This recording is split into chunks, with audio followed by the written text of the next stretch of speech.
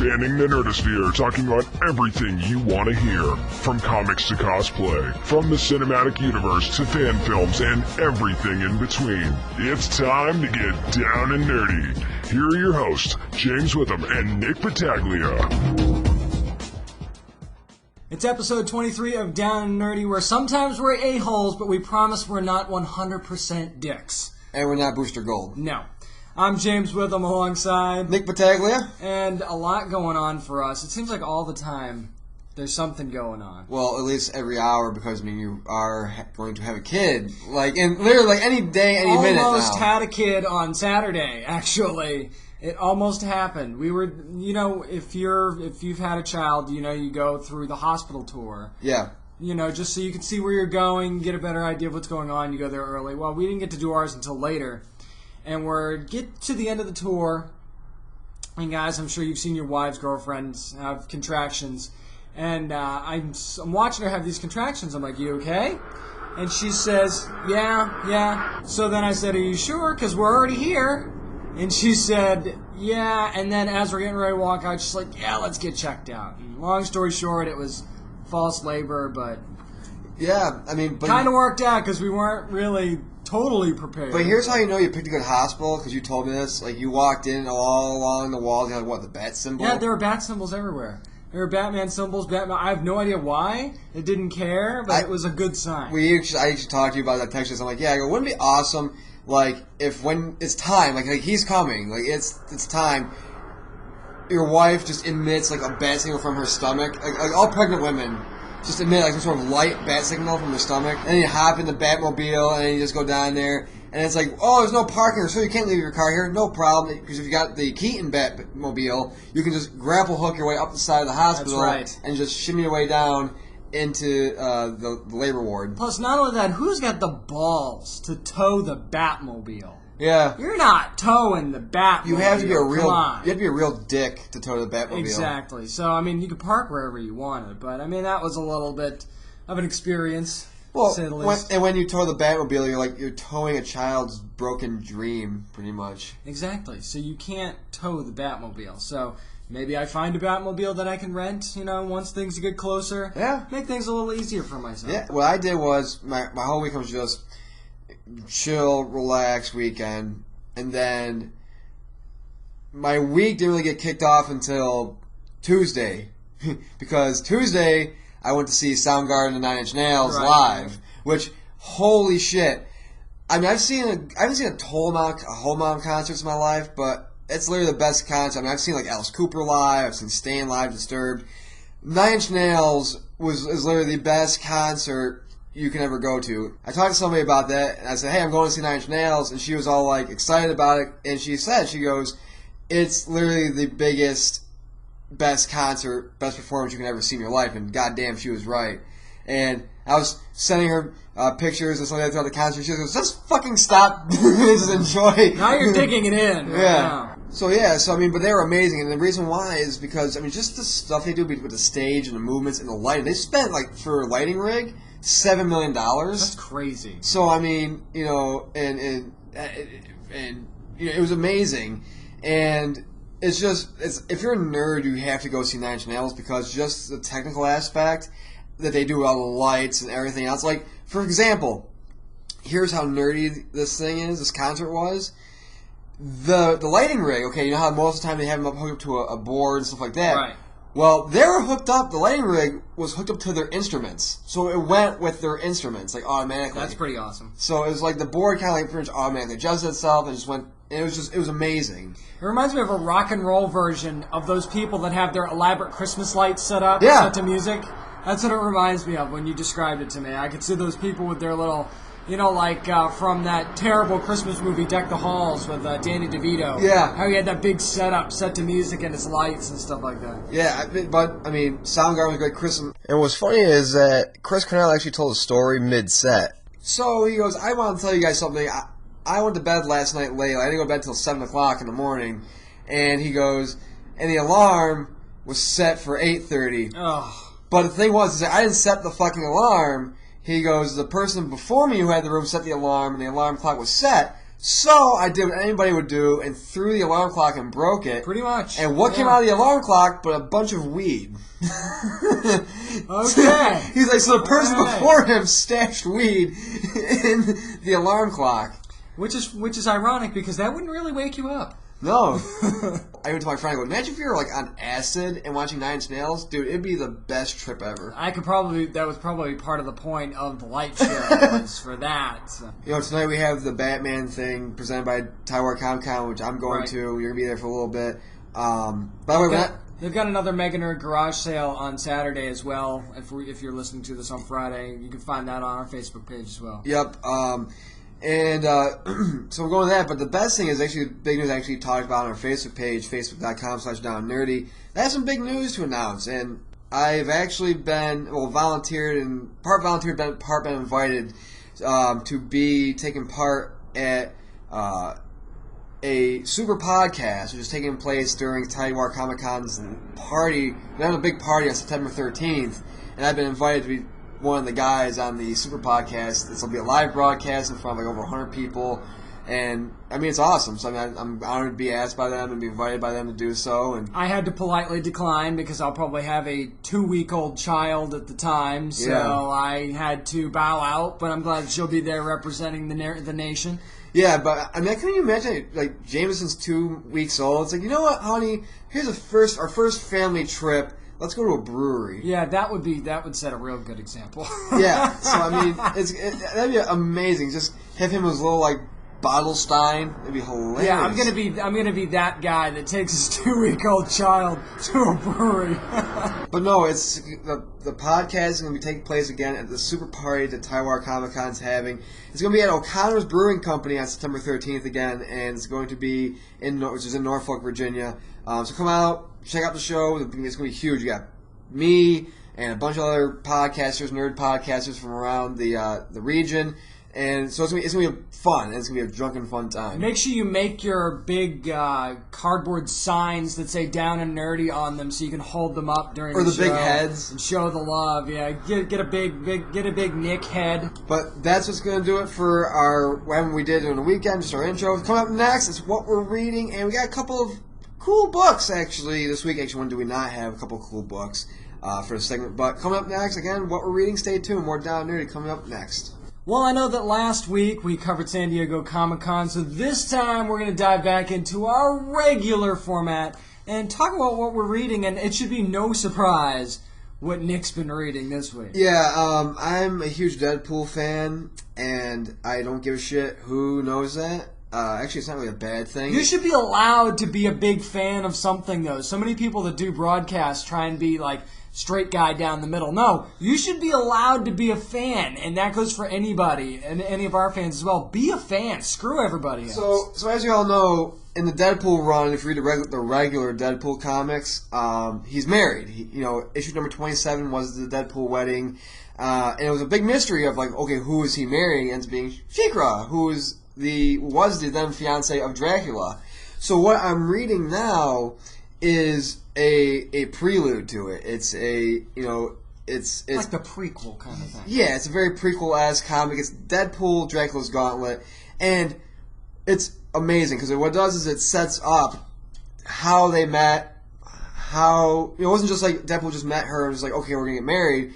No, the story is written by Brian Posehn and Jerry Dugan, and of course, the penciling and storyboards are done by our friend Riley Brown, and and the art, the inking is awesome, and the art's great. I mean, you're standing. It's pretty much if you read the regular Deadpool comic, it's pretty much similar to that in terms of art style. But it is actually the storyline. Like I said, it says how Deadpool and his wife met, and pretty much how it starts off is with in issue 1. I mean, I'm on issue 4 right now, so it's issue 5 came out this week, so I'm gonna go pick that up from our buddy Bob over at Fantasy Escape.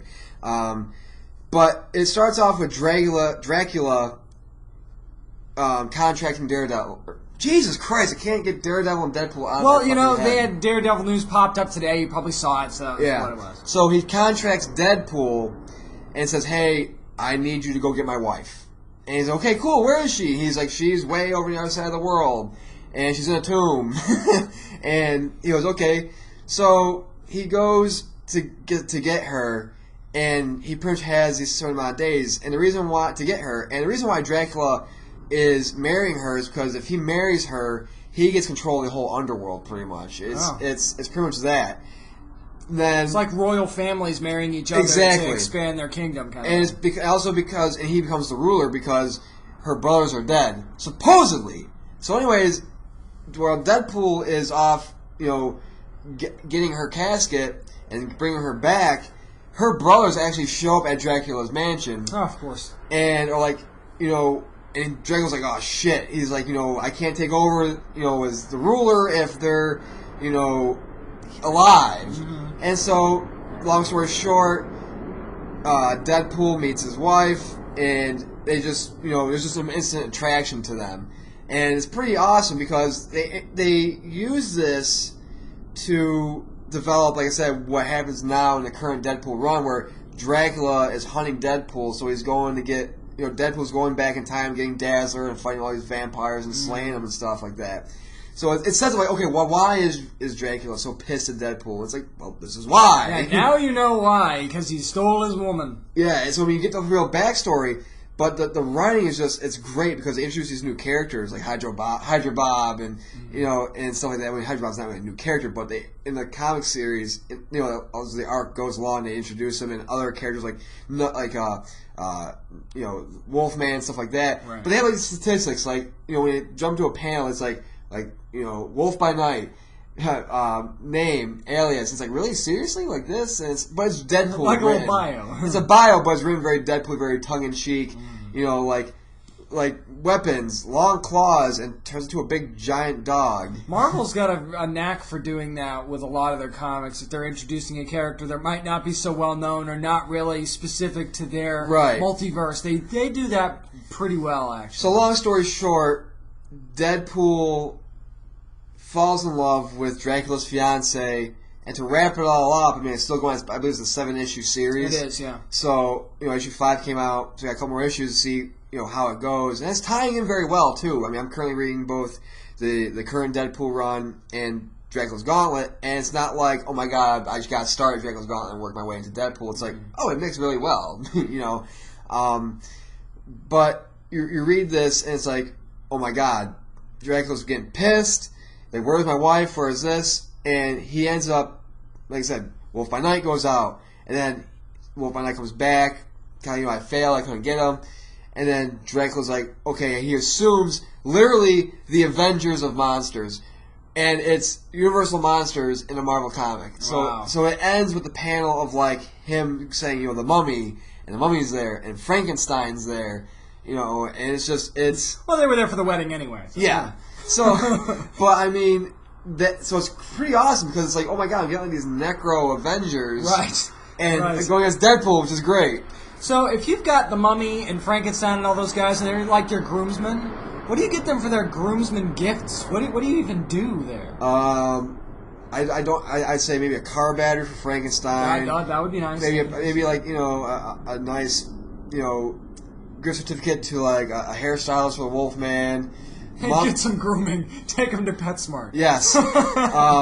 And for the mummy, maybe like a roll of Charmin. I don't know. Maybe. I guess. I mean, maybe the really nice ace bandages. The ones that hook up to themselves. Yeah, detach. Not like the ones in Clerks where they chafe your ass. Like I'm talking about that nice 2-ply Charmin really toilet paper. Like Charmin back in the days at Dr. Whipple. He was like, you gotta squeeze the Charmin. That kind of stuff. That's just stuff you want to jump on a pile of. Basically. Yes.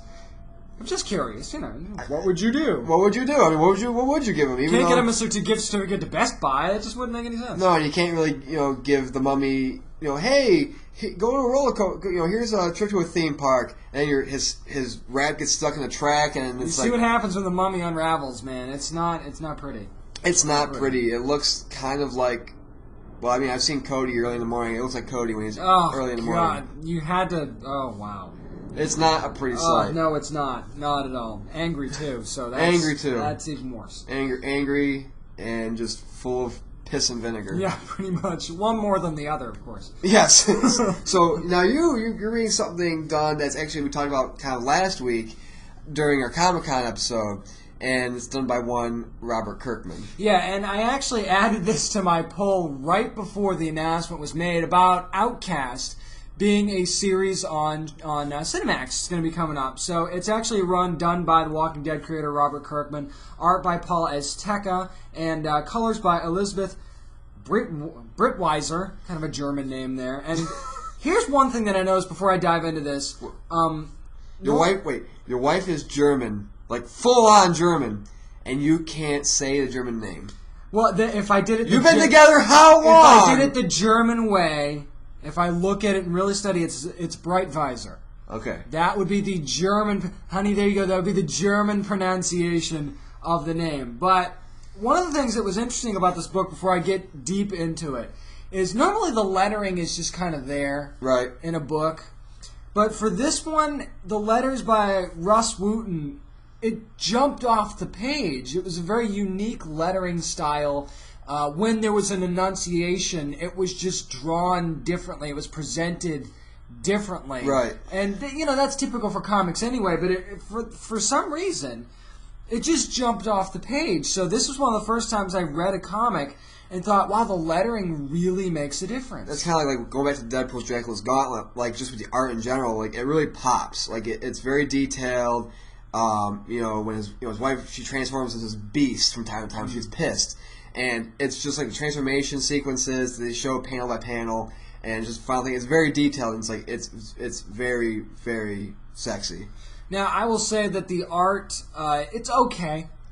The art by Paul Azteca, it's okay. Right. It's not great art, but the story by Robert Kirkman really makes up for that. So with the art now, what kind of like art is it? Is it kind of more like what we see like with Original Sin, like in the comic, like from like the cover art from like issue 2, or is all kind of like, or even to use our buddy's example, Drew Moss, like with Crow with Pestilence, is it kind of more like, kind of you feel like a chalkboard-ish, like kind of a chalky kind of type? It's more of like it's more of an art that I would say is based more on coloring than inking. Okay. If that makes sense. How the colors tend to blend in more, and then you have other art that the inks are very defined. I wouldn't say the inks are very defined here. I think that this is more based on the color than anything else. And the colors are definitely good. But the story actually centers around a character named Kyle Barnes, and he's basically plagued by demon possession. But the thing I didn't realize before I added this book was it's not him that's plagued with the possession. Right. It's people around him. So his stepmother was possessed by a demon. Turns out his wife was possessed by a demon as well. Now, the problem that they have is that what happens is he kind of lives by himself. He lives alone now because everybody thinks he beat his family. Right. That he beat up his little girl and his wife. Well, what people don't know is his wife was attacking the child, possessed by a demon. Right. So the child got beat up. He attacks the wife to get her off the child, and now, he says, who would believe me if I told them this story? And he figures nobody would, so he just kind of tries to disappear. But his sister always tries to, she wants to take him out in the world. She wants to buy him groceries, even though everybody thinks he's this horrible human being. It's his sister. She loves him, you know? So, make a long story short, because I don't want to go through the whole 2 issues here. Keeping himself isolated, the sister kind of drags him out, gets him some groceries. They stop at a gas station, and he runs into this priest that tried to help his mother when he was younger. And he's kind of, get the hell away from me. I don't want to talk to you. But he says there's this family that I think you can really help. Right. So, long story short, again, he agrees to go with the priest to help this young boy and his family.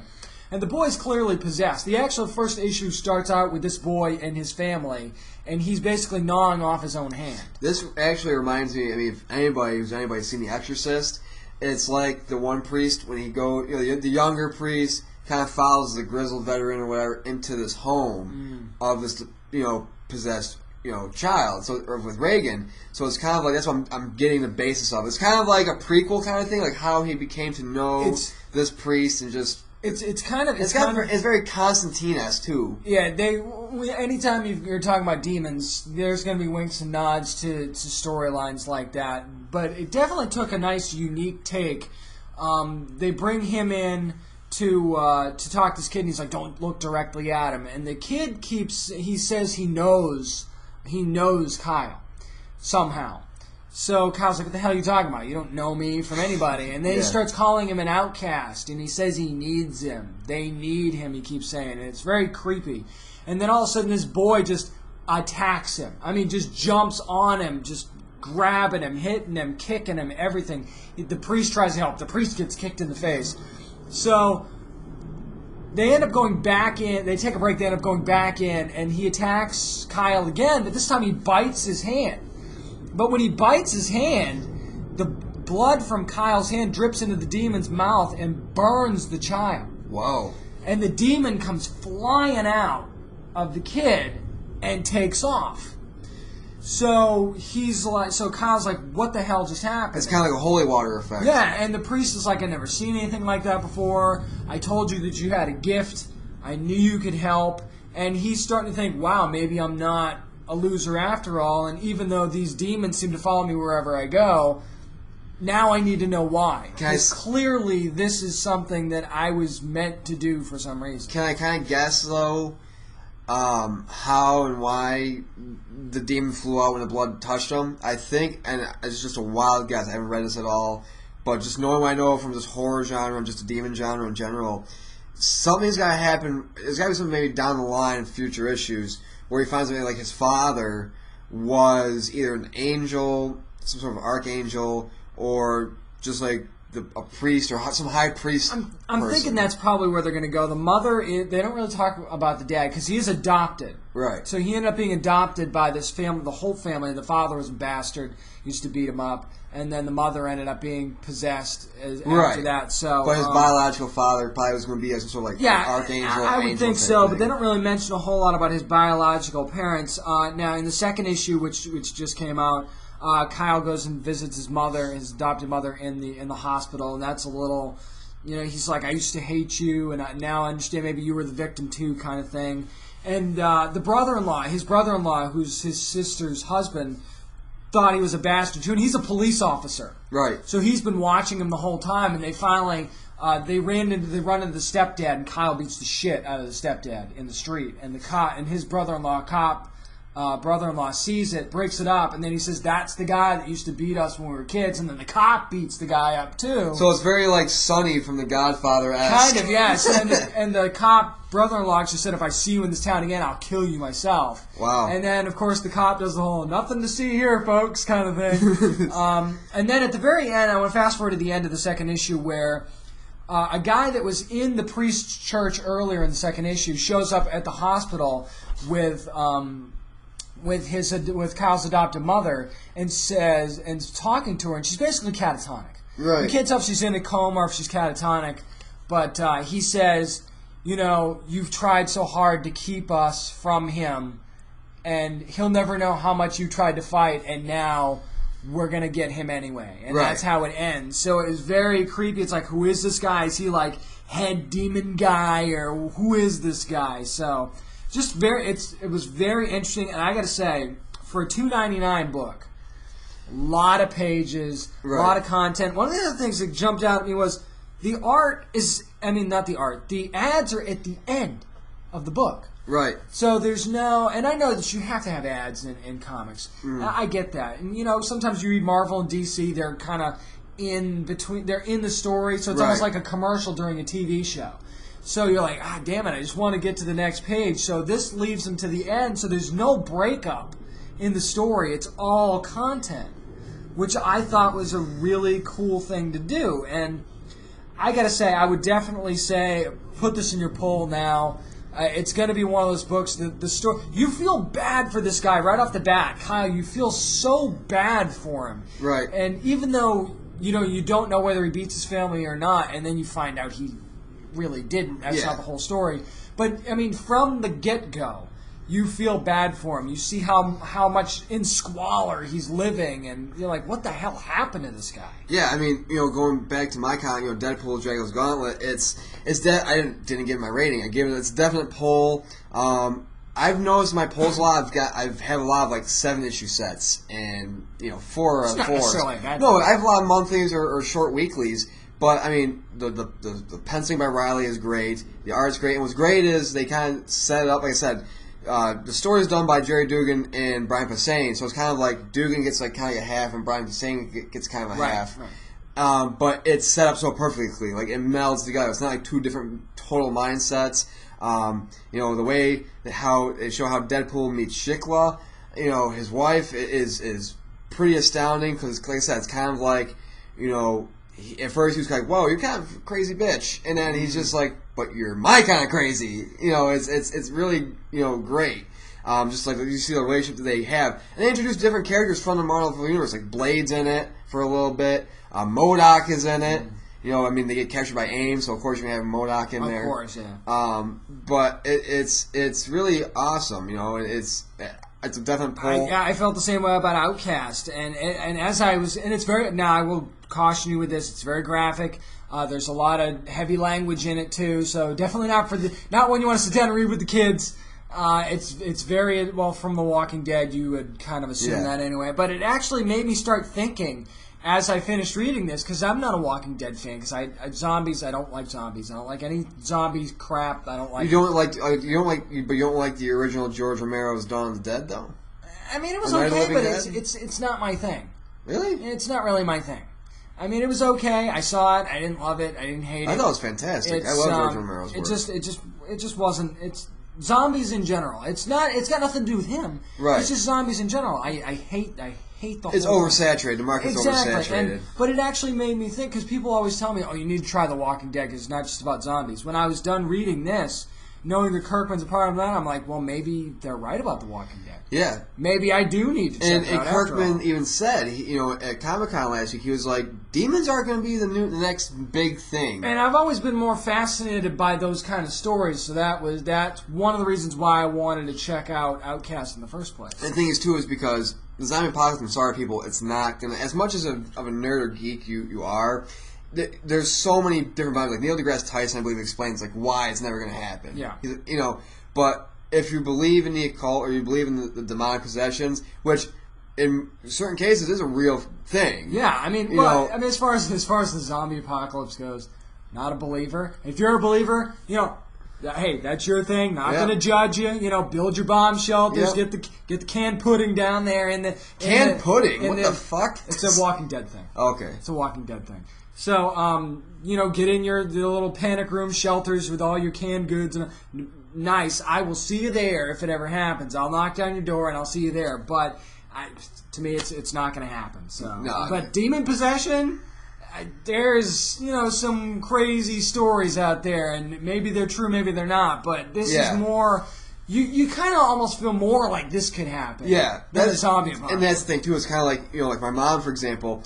She'll watch zombies, she'll watch horror stuff with me or whatever. Whenever I'm up in New York, visiting, even when I was in high school. But just anything that has to do with this, she will not watch because she's like it's too close to home for her. Well, and my wife likes she doesn't like the whole zombie thing either. She's not a big monster movie fan, right? But anything like this, she's demons and ghosts, and she is all about it. So this is one of those things that she will like as well. So I know I said it a lot of times, your wife's fucking awesome. Dude. She is. She's amazing. Really is. That's why I married her. Pam, if you're listening, you're fucking awesome. I think she knows. Oh, she does. I think she knows just a little bit. But that's what we're reading this week. We won't have quite as much nerd news coming up, but we have to talk about what everybody's been talking about. Our review of Guardians of the Galaxy is up next on Down and Nerdy. A long time ago, really a long time ago, like short time, like last Friday, kind of, maybe last Wednesday or Thursday if you got the early sneak peek screening. You can hear the sound of J.J. Abrams going, "Fuck! We can't do a Han Solo movie because this has already been done." In a way, you're kind of right, exactly. Because Guardians of the Galaxy, whether you saw it early, whether you saw it this past weekend, came out to a huge success, over $90 million. They predicted 70-something million. Yeah. But I gotta say, not surprised. The big marketing machine from Marvel really did a job on that. Well, I mean, speaking of, let's talk about that before we dive into the movie. The marketing, every channel you flipped through, it was an ad. Just like flipping through ad for Guardians of the Galaxy. And rightfully so, because when it was first announced that Guardians of the Galaxy was being made, people were going, "What? Who's Guardians of the Galaxy?" Who are Guardians of the Galaxy? So Marvel had to say, "Hey, we got put a lot of money in marketing. I mean, I complained about it, but don't get me wrong. I know why they did it. Oh, yeah. Not everybody knows who the Guardians... I mean, pretty much everybody knows who Captain America is, but, Guardians of the Galaxy? No, not so much. Well, especially because, people mostly didn't really know Star-Lord. They mostly knew Rocket Raccoon. Like, right. if you knew Guardians of the Galaxy, the one person you mostly knew of was Rocket Raccoon. Right, exactly. And that's the thing is, people are like, well, wait, Marvel is releasing a movie where, like, one of the lead characters is a talking, bionic raccoon. Yeah, and then a talking tree, too, by the way. Yes. They can only say 3 words. So you'd have to understand why the general movie-going public would go, really? This is what we're doing? Yeah. So, I mean, they marketed it well, and it clearly paid off because I think that this is one of those franchises that just suddenly just exploded. Oh, yeah. And not only that, but, like, they're the Guardians of the Galaxy Awesome Mixtape Volume 1, the soundtrack. It's like, I think it's the number 1, or it's like top 3 sellers on iTunes right now. Justifiably so. I mean, those are some classic hits you're talking about. I mean, Hooked on a Feeling? Yeah. I mean, come on. Not just that song. There was a ton of other ones on it. And the thing is, too, is, going into the movie, you're like, well, wait a minute, it's directed by James Gunn, who did Slither. Like this thing, I made a J.J. Abrams joke earlier. It's like, you think J.J. Abrams was sitting in the theater going, this fucking guy made Slither. Like, oh, shit. Like, we can't do a Han Solo movie. Because Peter Quill is hot. Chris Pratt. If there's an explosion happening right now in Hollywood for an actor or an actress, it's Chris Pratt. Boy, did the Jurassic World folks get him at the right time. Yeah. Huh? Oh wow. my God. I mean, because he's just awesome. Because the comedy, like I said, we said before the movie was released, like, this is a movie that's not going to be your Marvel movie. That was kind of like my main fear. I'm like, okay, I don't know how. This is before all the reviews started coming out for it. I'm like, I don't know how people are going to react to it. I'm optimistic about it, but I have a feeling people are going to go in expecting it's going to be like the regular standard Marvel formula, but it's not. Like, not at all. Not at all. It felt more like you're watching, for lack of a better movie or name, Star Wars. It's like you're watching a galactic movie. Like, imagine that you took the story and atmosphere of Star Wars and combined it with Spaceballs. Yes! As far as humor goes. So you take the humor from Spaceballs and add it to a more serious story of Star Wars, and you've got Guardians of the Galaxy.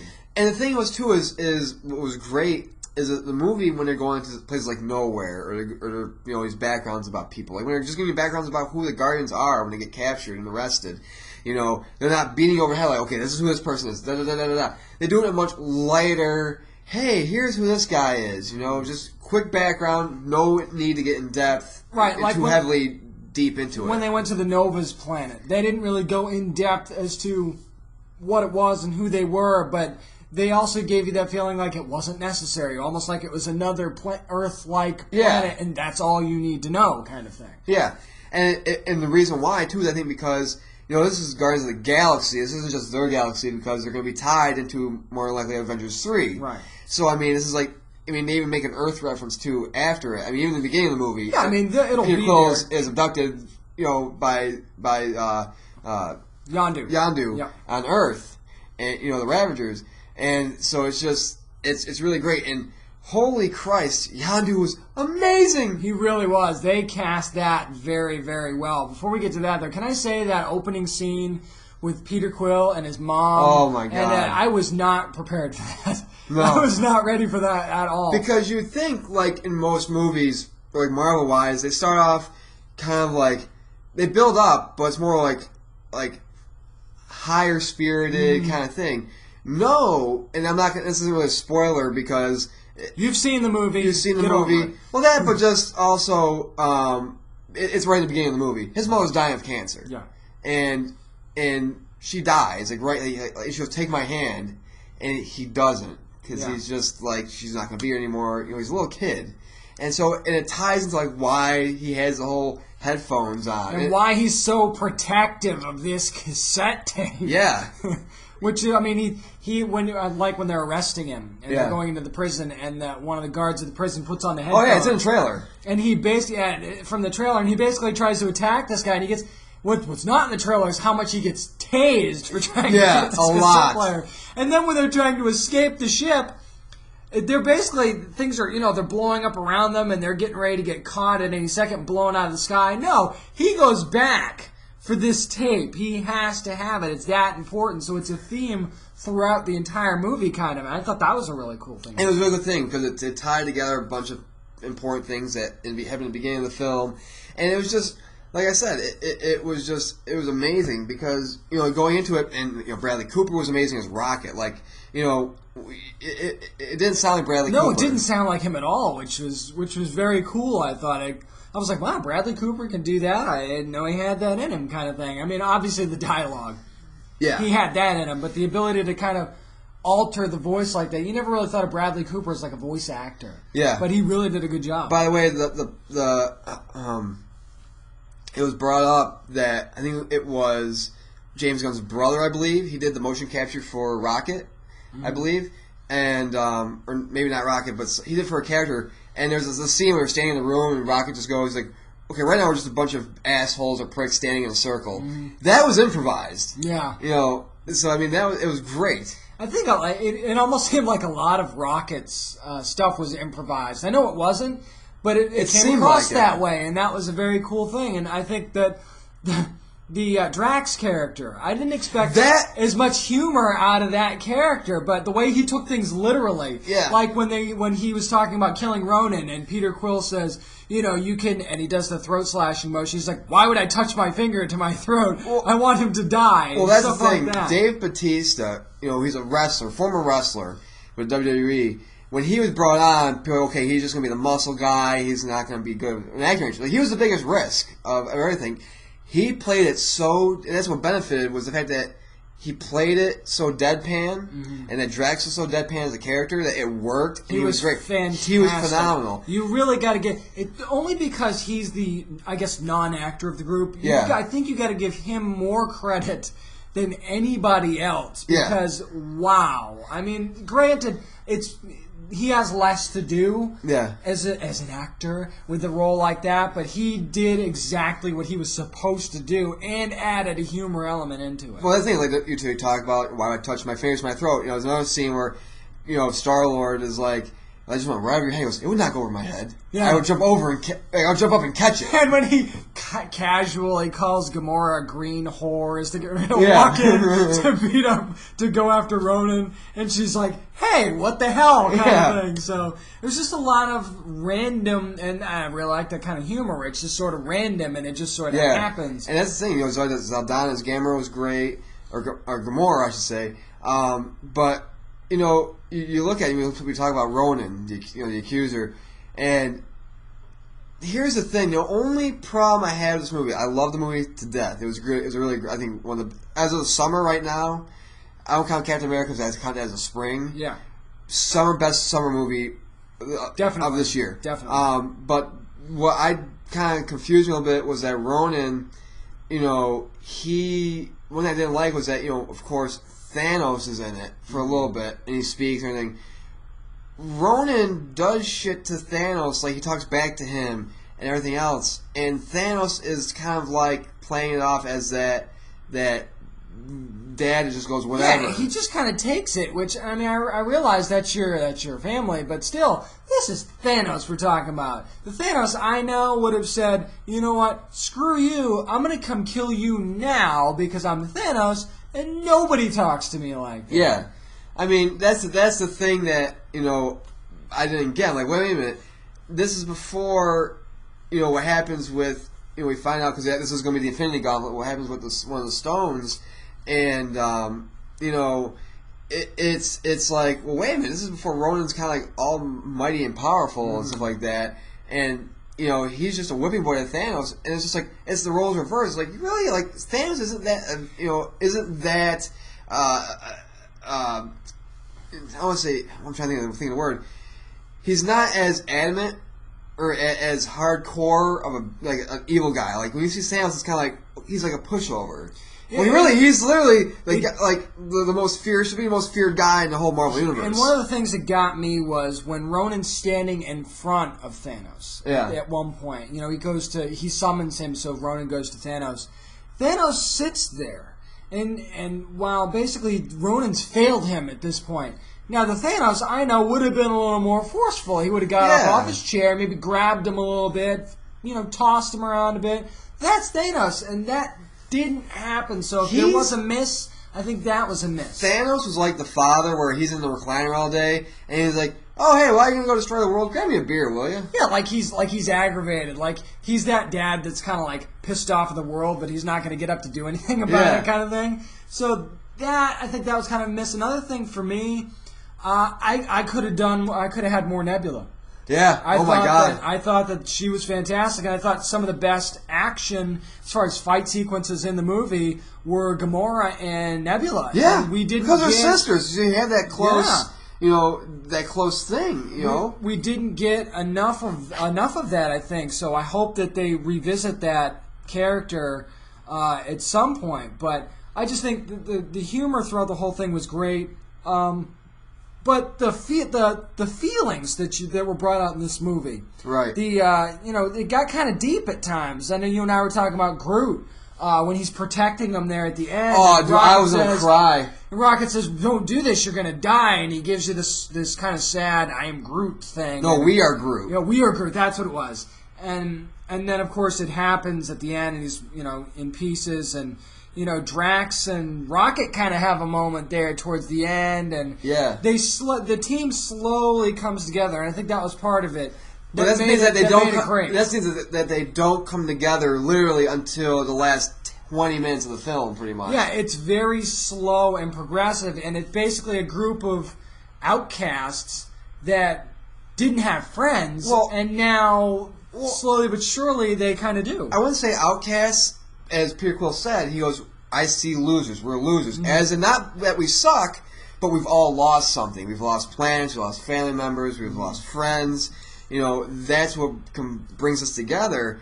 Because in the beginning of the film, Peter Quill has a bounty on his head, so that's why Rocket's after him with Groot. Yeah, they were actually trying to capture him at one point, and of course he's got, unbeknownst to him, he has the Infinity Stone in this orb that he was sent to get in the beginning of the movie. So then Gamora is sent by Thanos. Well, Ronan, via Thanos, go recover this orb, the Infinity Stone, from Quill, unbeknownst to him. So they're fighting each other at one point right near the Nova Corps, and that's how they end up getting arrested. Now, we talked about Yondu and how awesome, Michael Rooker did an amazing job, and I think, here's the thing, the scene with Yondu, who has the arrow he controlled by whistling, that, to me, is really one of the best. You know how you have that one in most superhero films? You have that one thing where the one guy is kind of surrounded, and he just does something. He or she does something that's so badass. It's like, oh my god.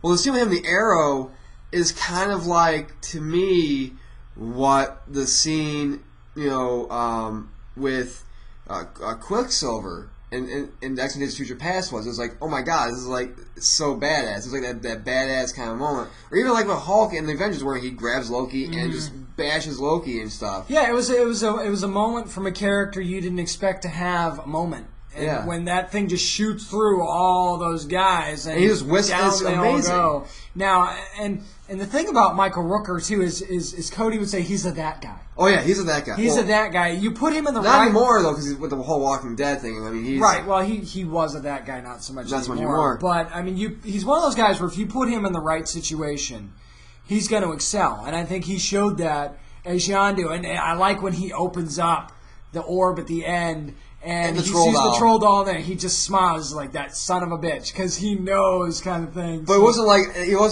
if I'm gonna kill him. It was more of just like hey, like you tricky bastard kind of thing. But I mean, Karen Gillan played Nebula, and she was amazing. It was literally one of the most not just fiercest, but somebody that made me fearful as a character. She was deadly. Yeah. But at the same time, she was like that angry daughter that doesn't get enough attention from daddy kind of thing. She was the Jan to Gamora's Marshall. Yeah, exactly. Marsha. But when she fought, just the way she, I don't want to get creepy or anything, 'cause it's not like I have a thing for her, but just the way she moved in her choreography with the fight scenes and stuff, it was fantastic. It was very fluid. Yeah, it was very fluid. And like I said, as far as action goes, I think that was another thing that this movie was kind of missing. As far as the fight scenes, especially with Ronan, weren't epic. That's the thing, is that it wasn't much of a fight scene. It was more of just whatever. But I mean, but the thing was, but when she and Gamora were going, that was the all right, let's throw down kind of moment in the movie. Yeah. So I mean, but the one character we haven't really touched on, and there's a character that was teased at the end of Thor: The Dark World, which is the Collector, made by by Benicio del Toro. So I mean, what did you really think of him in terms of a character? It was definitely creepy, and you kind of got that vibe at the end of Thor: The Dark World. I think it was one of the end credit scenes where you saw him. And the whole, basically what he collects, like the ether. You see, he has the ether. You see a lot of the stuff from like Thor: The Dark World. There were a couple of elements there. He has a Chitauri in there. Yeah, exactly. He also has. There's a pod. I don't know who it is, but it's a character in Guardians of the Galaxy. They mentioned. I can't think of the character's name, but I know who it is. I can picture him. But he is a big time baddie, and it's like his pod's been teased twice. So.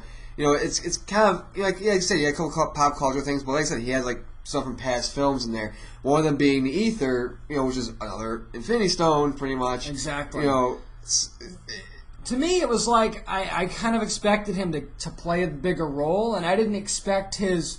I guess you call it a shop. Yeah. I didn't expect his shop to kind of get destroyed by the Infinity Stone either. So I mean, maybe that's what unleashes. The baddie that was wrapped up for the next Guardians movie, maybe that's how that happens. I kind of expect. I mean, at the end, you kind of get the feeling like he's done. Yeah. And I thought that he was going to play a bigger role in the gathering of the Infinity Stones, and maybe at some point he hands them over to Thanos or something. That's what I thought. I was getting that like he was the middleman. That's what I expected from Thor: The Dark World, and that just. It didn't continue in Guardians, and I thought that was interesting. Now, I'm not saying it had to. I just, especially when you cast a guy like Benicio del Toro, you kind of expect him to play a larger role, just by name recognition. Right. But, I mean, maybe we were wrong. I'm not saying they had to go that route. I was just a little surprised. And for those of you like us who thought that Nathan Fillion was going to be Nova Prime... Oops. Yeah, Did you even see him? I missed it. I knew who he was. I knew who he was, but I did not. And I was looking, and I did not. Well, that's because he was a CG character. That's why. That's probably got something to do with it. Yeah. So I mean, and I was right. Sean Gunn, he was the on-set rocket. So that scene I said when we were standing in the circle. Yeah, he improvised that line. It was great. But no, I mean. Overall, it really was. I mean, there were times in the movie where I'm like, wow, this is just pure amazement. The scene with the Nova Corps or making that barrier around that was very Rowan's cool. ship. Yeah. I'm just sitting, my jaw drops. I'm like, oh my god! It's like, how do you even do that kind of thing? But it's just like, going back to what Mike Farrelly said, we're living in a time where we're getting these movies, and it's just, years ago, like Guardians of the Galaxy came out right at the best time. Yeah. Like, it wasn't like, okay, it's going to be part of Phase 1, or even if it was like Phase 5. It came out in a time where it's like, oh my god, we can have a Nova Prime movie. We can have, it's like I said, the main third arc is going to be the Infinity Gauntlet, so it sets up perfectly. I know that in the past I was a little critical of this decision, because I said it was a risk, and I still think it was a risk. But clearly, Marvel knew what they had once it was done, once it was finished, and that's why they went ahead and they made the announcement for the animated series at Comic-Con. Yeah. Why they, all the merchandising is going to start coming out now, and they announced the second movie. They knew what they had. Well, not just that, but James Gunn even said in an interview, he goes, why was this film so sick? He goes, Marvel let me do what I wanted to do. He's like, they didn't pull any strings. That's a big key. That's a big key. He's like, and that's the thing, look at something like Ant-Man, they were kind of worried, like, hey, Edgar Wright, what are you doing? We want you to do this. James was like, yeah, they let me do what I wanted to do. Which is interesting, because they gave him that trust, and then that same trust isn't really being applied to Ant-Man in a way. Well, I think because with Edgar Wright, the movie, he was working on the movie for 7 years, so I think Marvel was kind of like, okay. Get on with it already. Yeah. I can understand that. I mean, and it'll be interesting to see where things go from here. Do you think now that, in a weird way, Guardians has sort of set some sort of weird bar for future, not movies like Cap 3 or anything like that, or Avengers, but movies like Ant-Man for characters that aren't as well known by the general public? Has Guardians now set a bar for characters like that to meet now? No, I think Guardians set the bar for movies like Star Wars, future sci-fi movies, the next Star Trek movie. It set the bar for that because it wasn't, like I said, you look at Guardians and it's like, okay, it's a Marvel property, but it's not the typical Marvel formula. It's a sci-fi adventure formula. It's more, or like a space opera type. I think because it's geared more towards, it was definitely geared more towards comedy though than anything else. I don't know. It's going to be difficult, I think, to compare it to a movie like Star Wars, which is not going to be comedy based, or even a Star Trek kind of movie that's not, things that kind of focus more on drama and action than comedy, whereas Guardians was a heavy focus on comedy. Well, I mean, Star Wars has drama and action, some parts of comedy, but like I said, it's Guardians. I think it was the best part about it was that it was, like I said, didn't follow the standard Marvel formula. It was different, and like I said, when you look at this, and you go watch Star Wars next year. It's going to be kind of okay, and it's going to set the bar in the sense of like, okay, this is what sci-fi needs to be, especially because Star Wars is coming off of the horrific prequels. It's like, okay, here's the bar that has now been set, and it hasn't been set by anybody. It hasn't been set by Lucas. It hasn't been set by any other type of an interstellar type of a movie. This is the bar right now, and it comes from a comic book company. So I think that's the bar. I think if you're somebody who's going to sci-fi, especially nowadays, where you look at something like Babylon 5, where the effects just weren't the greatest. Like CG effects weren't, or Battlestar Galactica. The same thing about Battlestar, yeah. Or Battlestar Galactica, where the CG effects weren't the greatest, and now it's like, okay, here's what we expect. Everything was perfect. You have this great interstellar storyline with these different planets. This is what we expect. This is the bar, and for Marvel to come out and do that, I applaud them to do that.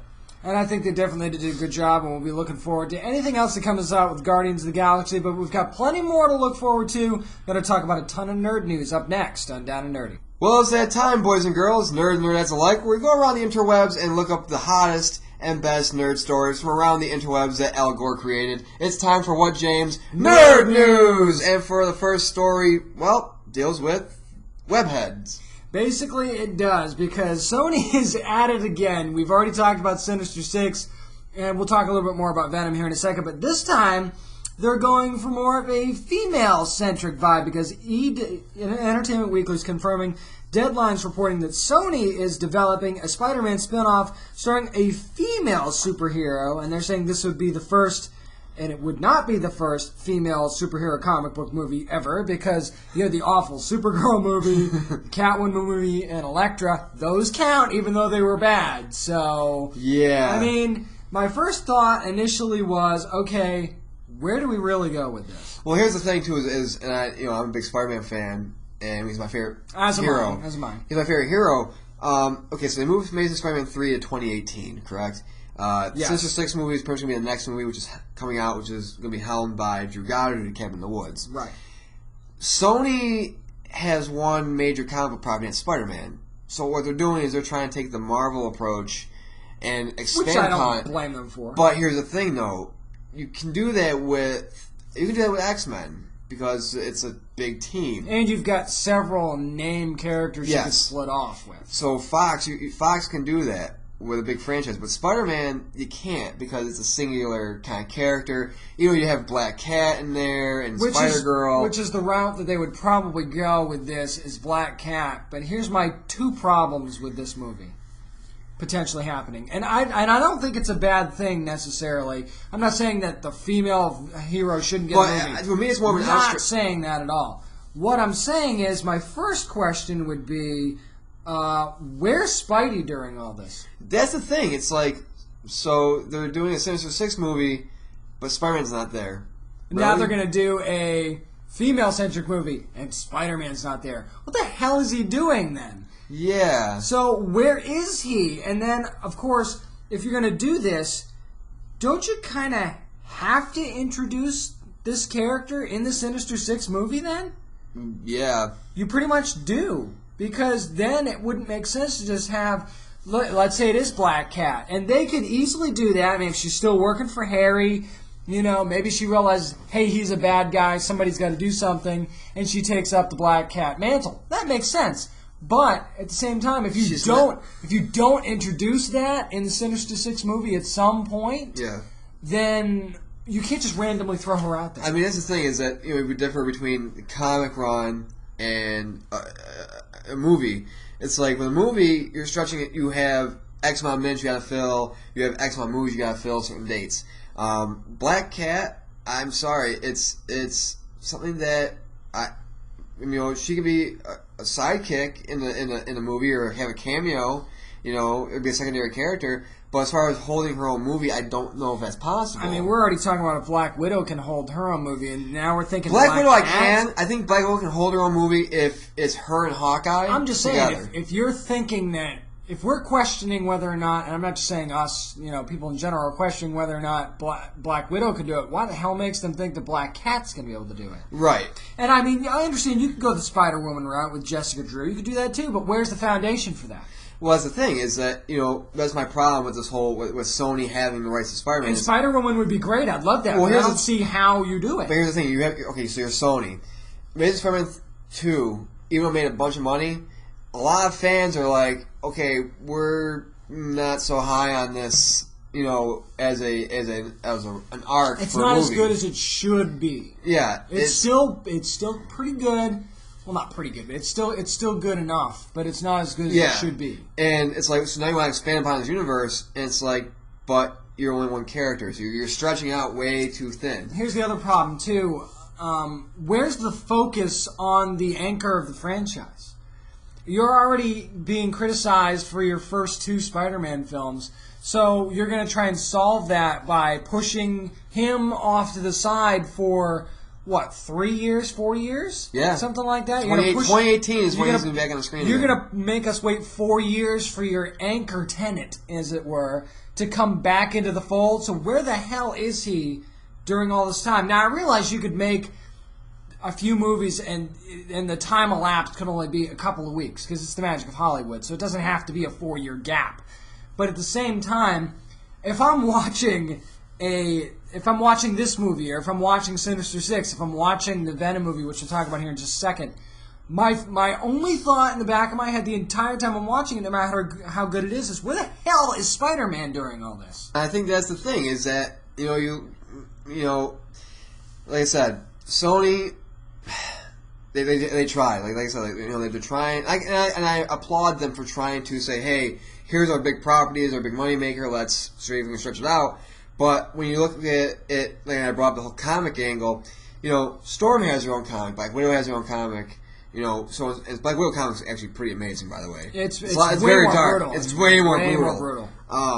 But when it's easier to take one character, whereas a lesser known character or a secondary or third person character, and give them their own comic book and make it really, really good. Mm-hmm. Whereas, hey, let's take this one character who has a relationship with Spider-Man, but give her or him their own movie for 200 minutes or how many minutes you want to make it. It's good. Well, typically these movies have been over 2 hours, so ballpark of something like that is not out of the realm of possibility. But I think something that might make a little bit more sense is the Venom movie that's been talked about for a while now, still rumored for 2017. But now the extra added little, hey, this might happen thing is it might be a Venom Carnage movie. That's the thing, is that I'm actually excited. Now, again, if you're doing a Carnage movie, I'm sorry, it has to be rated R. Cletus Cassidy is a fucking psychopath. He is a goddamn psychopath. I mean, if that's the case, and I know that makes it difficult to tie in all of the audience that you're going for. I mean, the way especially if you're going the maximum carnage route. one of the ways that they make movies PG-13 that should be R is cutaways. When you go for the more violent scenes, but if you do, you can only have but so many cutaways. Is what I'm trying to get at. And with a character like Carnage, you're talking about a lot of cutaways. And Venom, too. Venom's pretty brutal. Now, Carnage is way more brutal than Venom, but you're talking about these two brutal, kind of scary as far as kids are concerned, scary-looking characters duking it out together. That could be visually striking, yes, but how are you going to keep that PG-13? No, I mean, Alex Kurtzman, Ed Sullivan, they're working on the script, and Kurtzman is actually attached to direct it. But like I said, I would love to see this. You know, because Venom's my all-time favorite. Oh, well, Carnage is actually my all-time favorite Spider-Man villain, but I like Venom. Yeah, I mean... But if you're going to have like a Venom versus Carnage movie, again, it's going to be, okay, what's the reason why these two guys are going at? Again, you can go the Maximum Carnage route. The thing with Carnage is that, people always say, hey, this is the first villain that Spidey and Venom actually to team up together to fight, and that's what makes it great. You could actually lead this right in to Amazing Spider-Man 3. Oh, yeah. If you wanted to go that route. Now they're saying, maybe Sony's pushing Spider-Man 3 back because they're going to reboot it again in 2018. But here's the thing, if you're going to reboot... if you're going to reboot it, why do all this other stuff? Exactly. But if you're also going to reboot it, why? Like we don't need another origin story. I'm sorry. Spider-Man, we don't... I'm sorry, but I'm a big Spider-Man fan, but they say, if Sony says, okay, and I know they do it to keep the rights, but it's like, okay... we're going to reboot it again. I'm sorry, I'm going to get Spider-Man fatigue. I'm going to be like... Well, you can only tell an origin story so many ways. I'm not going to say I guarantee you, but I will say that with a 95% certainty, I can say that when DC launches their cinematic universe, we're not going to get a Batman origin story. No. It's not going to happen. We've had enough of them. It's done. They're not going to revisit that again. Because Batman, Bruce Wayne's already established as an older gentleman. Not only that, but who doesn't know the origin story of Batman? Yeah. As an adult. When you got kids, when my son starts to grow up, I'm going to have to, I'm going to have to give him the origin story at some point. Yeah, prep him somehow. Yeah, I need to let him know what the basis for this is. And there's plenty of movies and comics and stuff I can use to do that. But as adults, as people who've grown up with this for years, we don't need another origin story. We know. And if you don't know who Batman and Spider-Man are by now, you're not going to go see the movie anyway. So what difference does it make? Oh, but like I said, Sony, I applaud. Like, they're doing a lot of things. Like Legendary's doing it with Godzilla and King Kong. They're stretching it out. How long can we do it? Hey, give me more. I'm all about that. Like I've said from the beginning, and Federale touched on it too when he was on the show. Give me more. This is an awesome time we live in. I want more. Let's do it, and let's just hope that it's worth it. And speaking of hoping that something's worth it and waiting a while, Ghostbusters 3 is one of those movies. At least we know it's happening now, though. That's the good thing. But how it's happening is still a question mark. Now, Sony's actually got their eyes on a director, so what do you think about Paul Feig being the director of Ghostbusters 3? Here's the thing: if they're going to go the route where this is, okay, it's going to be based on like newer Ghostbusters, and the older Ghostbusters are going to be kind of like in the background. Now they're saying they might be all female. Then I think it'd be a good choice because he had success with Bridesmaids, he had The Heat, he knows how to direct comedies, especially female comedies, or comedies that have female leading characters. He knows how to do. Right. I just don't. I don't want Melissa McCarthy in the Ghostbusters movie. No.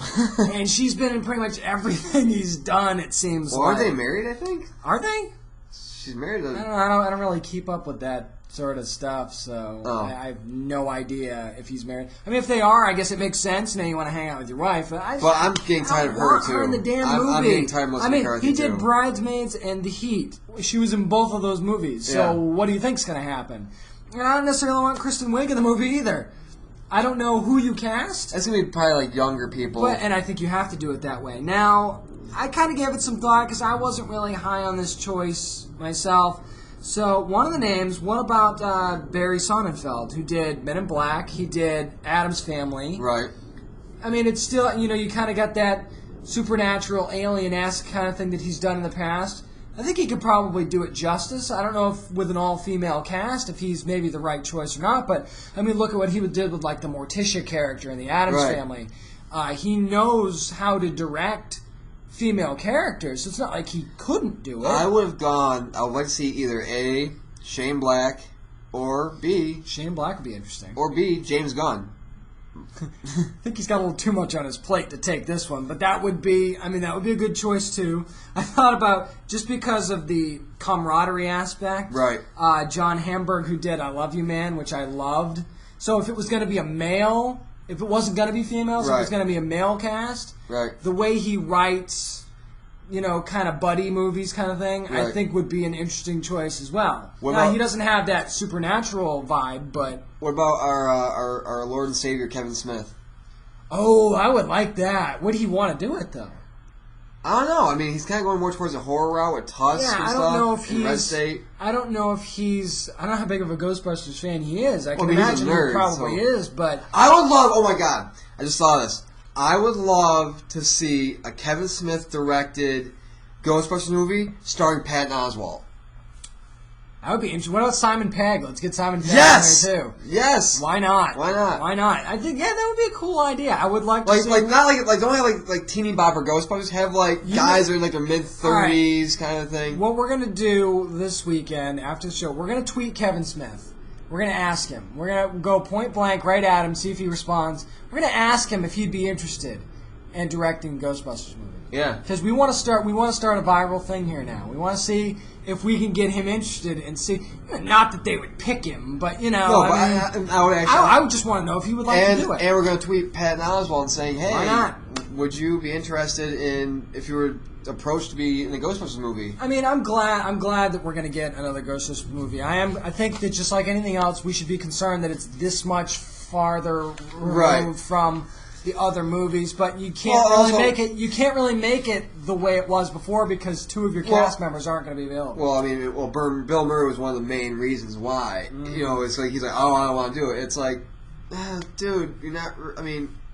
Other than what? He's doing Monuments Men. He's doing a lot of weird stuff. Yeah. He's kind of like, I'm doing what I want to do kind of thing. Well, I mean, guess. he's at the point of his career. I'm going to do what I want to do. He's going to do like. He's made enough money. So. Yeah.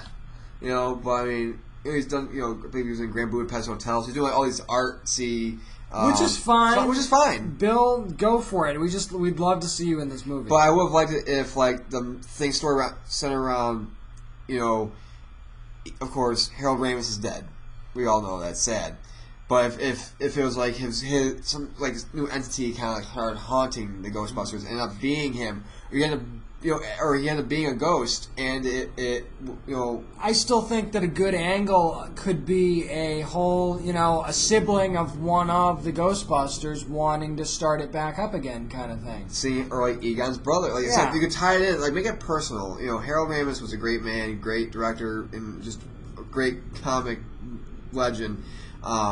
You know, had to maybe like Patton, if you want to do like a Patton Oswalt thing, maybe like his brother was Egon or something like that. I think maybe even like an Egon's son.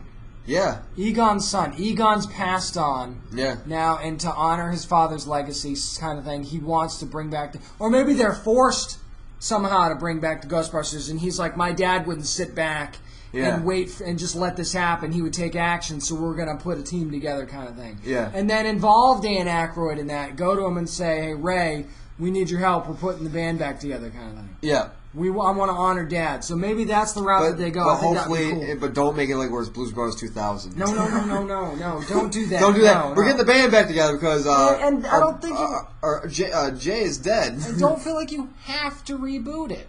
You could still play off of the older characters. Just make it new. You don't have to call it a reboot's a word that gets used so much nowadays. This wouldn't necessarily have to be a reboot. It could be a continuation. Yeah. Years later, there's nothing wrong with that. This isn't going to be Rocky Balboa, okay? Oh, God. This is going to be Ghostbusters 3. This is a different entity. You can make this work properly. And speaking of different entities, our final... Well, not our final, but our second to last story involves the next gen consoles. Involves Ubisoft, and they announced a new Assassin's Creed game. Of course, Assassin's Creed Unity is coming out for next gen. But how they're saying, let's not forget about those people who are still working with the last gen consoles, the 360s and the PS3s. Can we just take a moment to do a slow clap for Ubisoft, because this is exactly what we've been saying all along. Yeah. Money's tight. Things are tough right now. You can't necessarily grab your next-gen consoles right away. So how about showing a little love to those of us who are still clacking away on the PS3? And it's titled again Assassin's Creed Rogue, and it's going to debut alongside Assassin's Creed Unity, but it's going to be a completely different game. Mm-hmm. Instead of being the assassin in the Brotherhood, you're going to have you're going to role be of a in Templar. the Templars, yeah. Yeah. So, and it's going to bridge the gap between Assassin's Creed 4 Black Flag and Assassin's Creed 3. So I kind of like that too. Not only are you giving me the opportunity to play a new Assassin's Creed game, you're gonna let me stay within the realm, within the story, without having to buy a new console. Well, plus was it Assassin's Creed 3 that was labeled Brotherhood, or whatever, but it was Assassin's Creed 3, which where you were the Revolutionary War. Yes. And Yeah, that was it. I would have loved, and it was a good game, but I would have loved if you had a choice. Like you can choose to be the Redcoats, side of the Redcoats, or be with the Revolutionaries. And I think that's the cool thing that they're doing with this. Is that now they're going to put you on the other side kind of thing. So it's very interesting. There's a trailer out for it right now. We posted it up at facebook.com/downandnerdy if you want to watch that in the story that we posted up. I just think that it's very cool to do this and to release them at the same time. Not only that, you've still got people that probably still have their PS3s, even though they have a PS4. Yeah. So now, all of a sudden, you have your friends list on your PS3. People that you have listed there that say you haven't logged in 8 months because they're playing their PS4. Yeah. Well, suddenly you're going to start to see that start to click up more again because they're going to want to play this new Assassin's Creed game. People are wondering, okay, when is this going to take place? Well, it's going to take place during the 7 Years' War, and it's going to bridge the gap between Black Flag and Assassin's Creed 3. Which is going to be very cool, and I just love the fact that they're doing this for those of us who can't necessarily afford the new consoles right now, but at the same time want to play a new Assassin's Creed game. And hey, money makes the world go round, and if anything else, you gotta know this is gonna make Ubisoft much more money. And what else makes money go around is having children. Well, it also help. makes money fly out the window. Yes. Trust me, from experience recently, baby stuff is expensive, people. Yeah. I don't have kids, so I wouldn't know.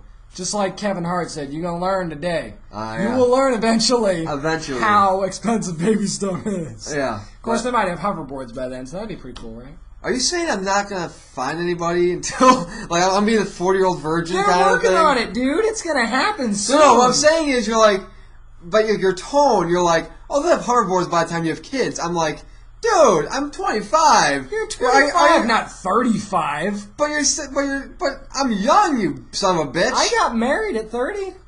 But still, it's like you're. My point is, you pretty much made it sound like. Well, you're not going to find somebody to get married tomorrow. That's what I'm saying. You, You're making it like you're going to be like the 40-year-old virgin guy and never find anybody what until are you, you're like Kardashian? You're not going to get married within like 2 months. I know that. You're 25. Relax. Sow some oats. But you're just like. I know you understand what the fuck you did. You're just trying to mind fuck me right now. Be an oat. Not Hall & Oates, but be an oat in a different way. But or Garfunkel notes, because they're actually pretty fucking hilarious. That is pretty awesome, actually. But a new study came out from Oxford University, by the way, pinkies in the air for this one. Oxford. Is that they recently found that a small amount of regular video game play can actually benefit teens and children. What? So, Mom, maybe we should play video games before we do our homework now. Before we do our homework, after we eat breakfast, even if it's 90 degrees out, we're playing video games. And basically, there was 5,000 kids from the age of 10 to 15 that they studied with varying ranges of gaming habits. From people who played a little bit, people who played a little bit more, and they said that the ones who spent an hour or less each day playing video games tended to be more adjusted and happier. Now, mind you, it wasn't like, hey, here's a kid on the street. No, they conducted on nearly 5,000 children who were aged 10 to 15, and they had varying levels of game playing habits. So, I mean, I was a heavy video game player back in the day. I know you were. Yeah. So, I mean, again, you go, like I said, we're going to Dave & Buster's after the show. They had the scene with the light. You got to test your reflexes. Mm-hmm. And I did that, and I outscored my friend who has both arms. And he's like, "That's messed up." By the way, yeah, I outdid my friend on the reflex. Way to knock him down a couple of pegs. But he recorded the video of me doing it. He's like, "Holy shit!" He's like, "He's flying." And it's like, yeah, because it's helped me out when I played football because I could read defenses better. Because now I'm saying I'm always guys like, "Oh, I played man, I can play football." No, I played football because I loved football. And whether my kids are going to play or not is a whole different story. But No, it's just like you read plays. Like when you're reading a playbook, it's like reading a strategy guide. Yeah, basically. So you're picking up a lot faster. The same concepts, yeah. So, and I think that, as far as problem-solving skills, I think video games help with that. Like you said, reaction times. I just think it makes the mind sharper. And they also said that children who engaged in moderate amounts of video game play, which is 1 to 3 hours, really had no positive or negative effects either way. Plus, I mean, if it wasn't for Oregon Trail, what other time could you really die of dysentery? Exactly. And how would you even know what dysentery is? Unless you've seen Mrs. Doubtfire. Well, then there's that. And then they explain it very nicely, and it's kind of brutal. But, and another thing I think that is good about this is that, you go to school, and what are your friends talking about? They're talking about whatever games they're playing, or maybe comics that they're reading. So this, maybe this is how you create friends. It's a common bond. Video games is, especially if you're playing against a friend, whether it's Call of Duty or sports games or whatever, puzzle games, or something especially like Portal. It's this generation's version of chess. Yeah, that's what it is. Yeah, and you can even play chess if that's your video game. Or battle chess. Or if you want to play chess, just talk to a girl or somebody of opposite sex. that would definitely be a chess match. For sure. Oh, definitely, dude. I've never not talked to her. I've talked to one. Where it's not a chess match, but it's the whole love thing. It's like I don't understand why it's such a goddamn chess match. Well, I mean, not to get all corny and everything, but when you find the right one, I did. Yeah, I did. When it's easy, when it's suddenly easy, everything's easy. The talking is easy. I feel like you're Mufasa. I'm Simba. We're sitting on top of Pride Rock, looking at the sun, and you're just telling me all these things. I'm like, yes, they will happen. I have been where you have not yet been, and let me tell you what it's like when you get there.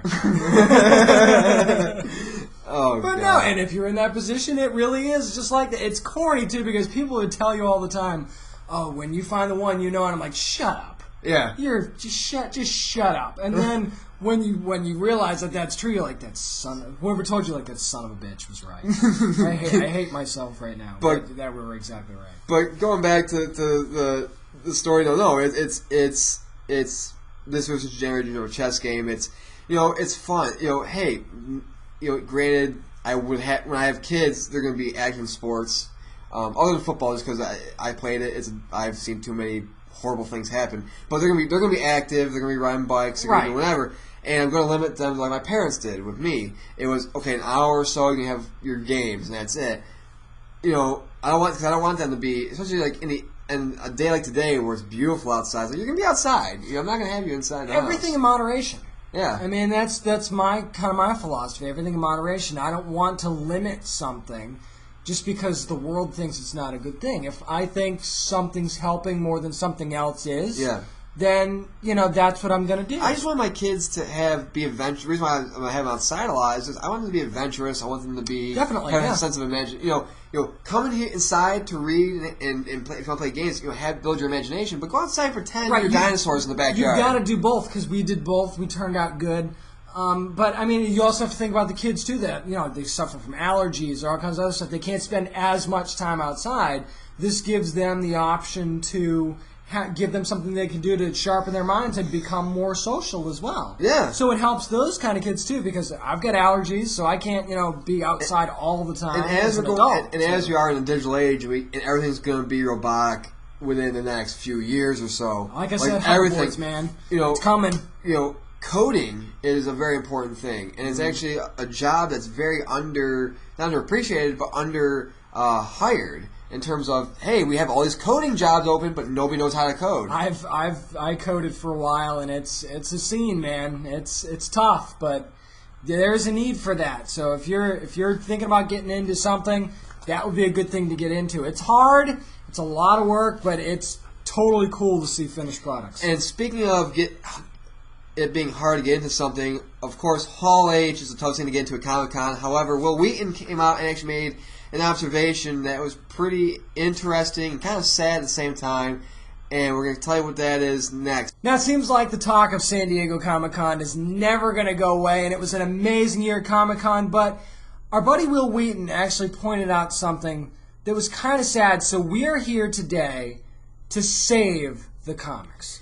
Well, I just said kind of the same with San Diego Comic Con is in what originally was about. Now, the reason that we're talking about this, and I posted this up on Facebook.com/down-and-nerdy about a week or so ago, where Wil Wheaton said, I was at Comic Con, and people said if you wanted to avoid the crowds, you would go to where the comics were. Yeah. And he said that was sad. And I read that, and I was like, wow. That is really sad. It's San Diego Comic Con, and you're getting away from the crowds by going to where the comics are. How did this happen? It happened because when you have these cinematic universes, you have the Marvel Cinematic Universe, DC, you're getting these new fans. However, a lot of new fans more than likely aren't reading comics. They're just they buy the merch, they buy the shirts. Going back to our second episode, they're fake nerds. Mm-hmm. You know, or I don't say fake nerds, but they're trendy. Trendy. You know, that's the thing because it's cool and they read. They think they are. Yeah, but they're not. Or they just say, or just not nerds at all. They say, hey, we're just gonna go see this. We don't want to read Superman. We're just gonna go see the Superman movies, you know, or whatever. That's the thing. It's like that's the reason why comic book readers like us don't go to where the comics are. You know, for that reason. Because it's like, it's all about, oh my god, we gotta wait for Hall H because it's gonna be a big thing with Avengers and stuff like that. And another thing, too, is what's sad is that if you go to where the comics are, people have their things where, like, hey, I have my own shop where I'm from. It's people come from all over the world that goes to SDCC. So it's like, I have my own shop where I'm from. So it's kind of like, it's a loyalty thing, probably. I think that, and that's a big thing for me, too. When I find a place that I like, I'm loyal. I don't want to buy my comics anywhere else. But I can understand where, especially at a con, if there's that one book you're looking for, like I would love to get first appearance of Harley Quinn. Yeah. I've been looking for it. They actually had it at Tidewater Con last time, but money was tight. Yeah. Couldn't afford it. But your local shop's not necessarily going to have an older book like that. So for a con, I could see doing that. But here's my thing. And I think that what we did well, and I don't want to toot our own horn or anything, but one of the things that we did well was when we covered San Diego Comic-Con last week, we actually talked about comics. Yeah. Because there were announcements. There were panels. It's not like this wasn't stuff that wasn't available. There were panels for Marvel, DC. There was also announcements from places like Boom and IDW and Image. They had their announcements too. Yeah. And we covered all of that. But the problem is people weren't around it. Yeah. They didn't see it. The announcements were made, and there were even Legendary had some of their comics on display from their new comics that they've got coming out. They had a place in Hall H where you can go see their comics. Yeah. But that's not where people wanted to be, and that's sad because you're missing out on so many other good stories when you're not reading the comics. I'm not saying that that's true for every comic. But here's the thing is like when you look at something like Captain America: Winter Soldier, and this is evident. I don't know how many people you can count easily on more than one hand. I can't personally, but the amount of people when it was revealed that Bucky is Winter Soldier, how many people gasped and like, oh my god, it's Bucky, and it's like, this is the problem. Yeah, because. And then people look at you like you're weird. Like, why weren't you shocked by that? And I know people listening to this probably saying, like, oh, well, you're telling me you got to read comics to like. No, I'm not saying that. What I'm saying is that the way that the movies should work originally would be like if, okay, you know nothing about Winter Soldier at all, you go see it, okay, now I want to go read it and see what it was. That's the thing. That's the thing. The movies should make you want to go back to reread the source material. Yeah. Anything. Whether it's Harry Potter, Lord of the Rings, Spider-Man, whatever. That's the point. The point is that these other things should make you fan enough to make you want more. And that's the same with anything, I think. If you really love something, if you really are really diehard into something, it should make you want to do more. When you see the Dark Knight trilogy, you shouldn't just want to, get Batman car seat covers or, upgrade your shirt collection. You should think, I loved these stories so much. I wonder what other stories are out there. Perfect example is, I read comics all the time now. I used to read them a lot when I was a kid. However, literally up until I met James about a year or so ago, I didn't read comics. There was a gap for me too, and I've talked about that a lot. Yeah, I went to a time where I knew the source material. I knew about X-Men. I knew about Spider-Man, not just because I wanted to see the movies, but because I watched all the shows and everything else in between that time where I didn't read comics anymore, up until now where I do again. And I'm grateful that I do again because a lot of the stuff is good. It's coming out. There are some head scratchers we talk about and some moves we might not like, but for the most part, the stuff I have in my bookshelf is pretty goddamn good. One of the things that struck me when I first started reading comics again, several years ago, and it was actually kind of an interesting moment for me because I was, the first few books that I picked up, I was reading them and then I was like, wow, I've missed so much. Yeah. That was my reaction. I actually was like, I can't believe I waited this long to jump back in. So I don't want people to make that mistake. And when I say we're going to save the comics, what I really want to talk about is, why is it that comics aren't taking off with these movies taking off now? And I think part of the problem is that, and I hate to say this, part of it is availability. Yeah. I think local shops are fantastic. I think everybody who wants to read comics should have a local shop. Yeah. But let's face it, not everybody is going to go on Google or whatever and try to find a local shop in their area. They want to buy their comics at Barnes & Noble. They want to buy them at Amazon. And I'm not saying you should do this. What I'm saying is there's got to be, and I don't even get trades at those places, but that's different. There's got to be some way to pump up where you can get comics, and I think that's part of the problem with people like Marvel and DC. It's like you give us these cinematic universes, and DC's is just starting to come. They made the announcement of the 9 films coming up, and of course Batman Superman moves to March 25th, 2016. Your birthday. Which is going to be awesome. It's going to be a great day. They do all this promoting, but then it's still their product. Let's not discount that. Batman is still a DC product. Spider-Man is still a Marvel product. Why aren't you telling me if you want more Batman stories, pick up a copy of the New 52 Batman, and here's how you get it? And here's the thing, too, is, okay, we all buy DVDs. Well, I don't really anymore because, unless it's something I really want, because of Netflix. But I think that, okay, you want to make people go back and read the source material and get a kind of a real feel for how you came to make this movie. Have more bonus features where it says, hey, we took from this comic and this arc and this series, and here's what we did, and then they'll make people want to go back and read those. I will give Marvel credit for that. And for Thor the Dark World and a couple of their other releases, they have given a digital code for a free comic or comics that not necessarily tie into that story, but they at least they're giving you the option to read a comic. Right, and that's awesome. But what I'm saying is that, if you want to get even more, not just more people, more fans, more readers, keyword readers, I would want to have, a Joss Whedon say, hey, for Avengers, we took this arc, and this arc, yeah, and this arc. This is what we pulled from. Not directly, but this is where we pulled from. It's almost like a director's cut. Yeah. Like, for Days of Future Past is a perfect example. Now, we talk about how, in the movie, Wolverine's the one that goes back in time, but in the comics, it's Kitty Pryde. Yeah. Well, if you want that take, go pick up the comic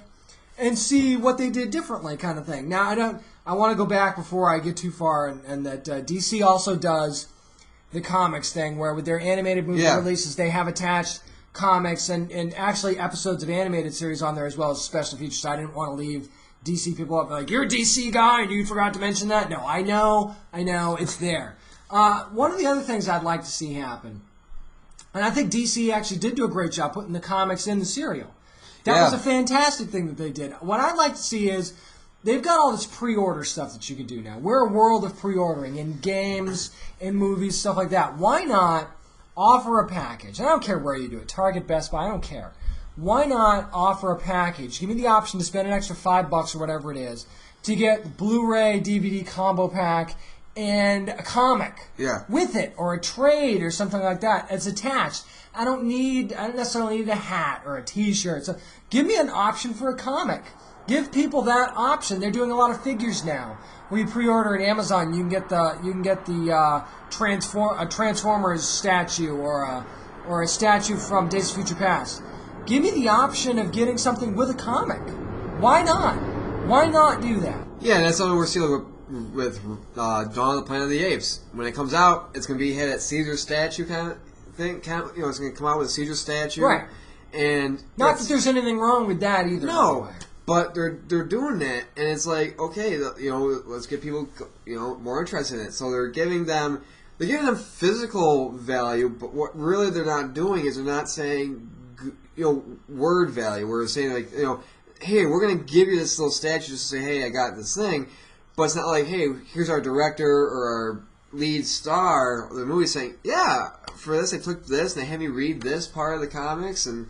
And the stars too. Let's not just put the directors in there. Let's talk about the stars too, because a lot of these stars are also fans. Yeah. Let's let them talk about in bonus features. Well, what comics did they read, or what did they recommend? Because again, these are your properties. You should want people to read your comics. Because here's the thing, like my dad, I mentioned this on an earlier show, loves cars.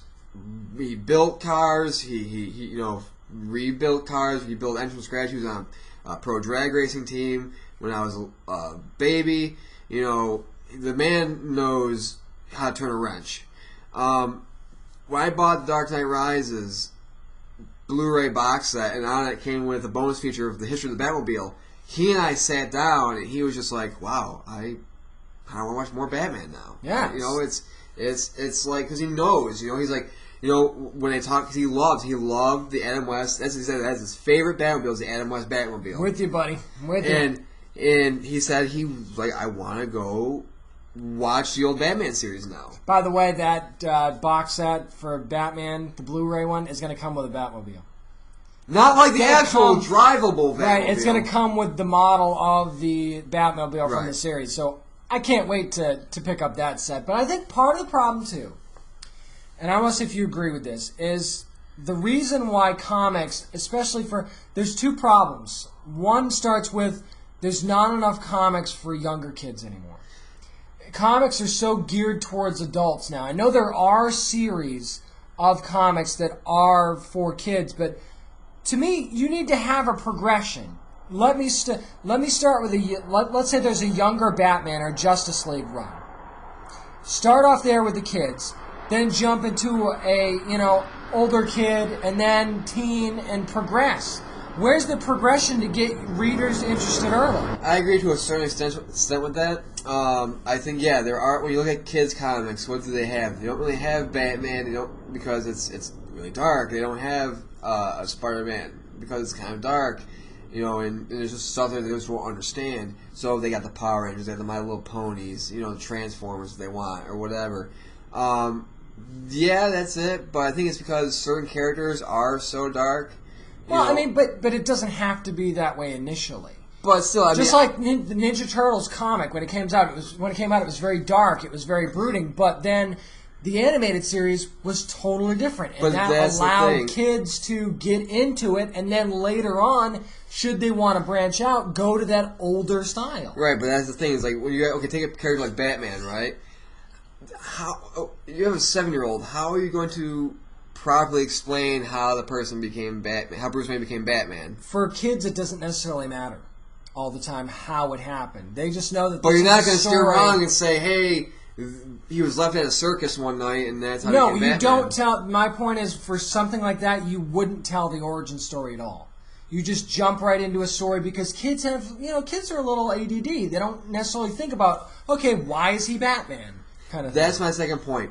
The reason why I think what Wheaton said rings true is because we are much, much more of a visual society than anything else. In terms of moving pictures instead of reading things. Even with tablets.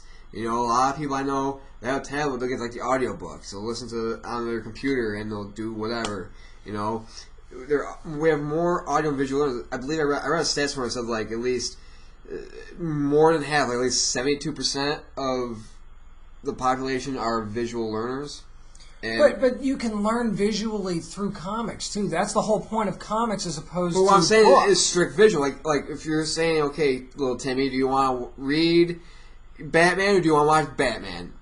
10 out of 10 times you'll say I want to watch Batman. Right, definitely. But I mean, there's a certain, you want to be able to sit down with your kid with a book, old school, and the earlier you introduce them to stuff like this, the more they're going to want to do it. Is my point. If you can introduce them to a world where they can read and be interested early, they're going to want to do that from the beginning. But if you stick them on cartoons and movies, and I'm not saying you shouldn't do that, because I'm going to do that with my kid, they're going to be able to do both. But introduce them to that world and show them, hey, this is interesting too, and maybe if you do that early enough, they'll want to do it. But how do I have that option to do that?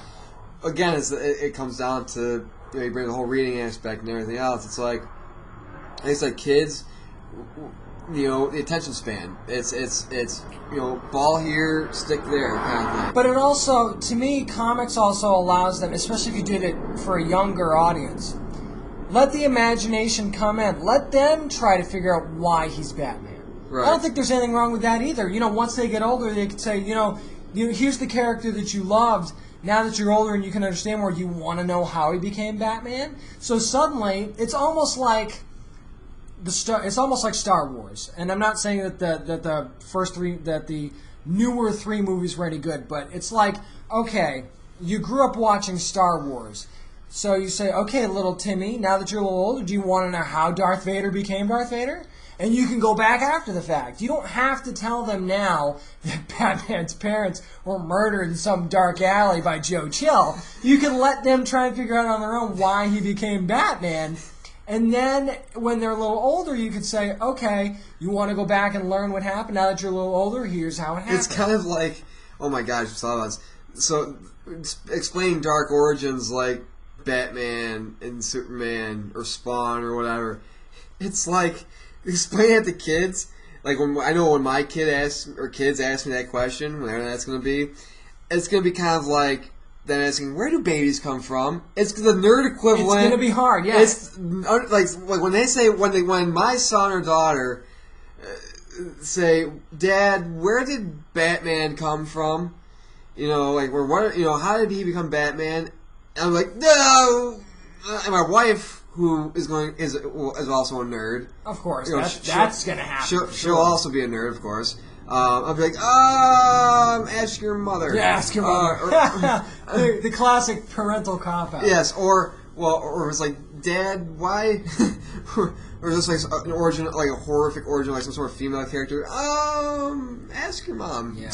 I think part of the reason too is not just starting them off with younger comics and moving a progression, which I think is something that's needed, but also the degradation of Saturday morning cartoons. Yeah. Is hurting comics. Yeah. Because they used to have the Batman cartoons, Superman, Transformers, Fox Ninja had Turtles. Fox Kids, and it was all Digimon. Digimon, Batman Beyond, something like that. WB had Animaniacs every day. They had, Cartoon Network had Toonami. And I know Cartoon Network, you're trying, but you're not trying hard enough. You're not sticking with anything. It seems like Cartoon Network has, like, literally when I turn the channel, it has, like, 3 main... There's that meme that goes around since, like 2000, yeah. and it was like a full theater full of characters. And then it's, like, 2014, and it's, like, 4 characters. And what's funny, too, is that, and Marvel's starting to come out with... the Guardians cartoon's going to come out. They've got Avengers Assemble. They've got Star Wars Rebels is coming out. But here's the problem with that. We need more stuff that's not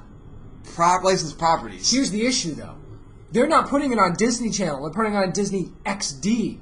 So you're kind of saying, yeah, we'll do these cartoons. We think it's a good thing, but we're going to stick it on the secondary channel.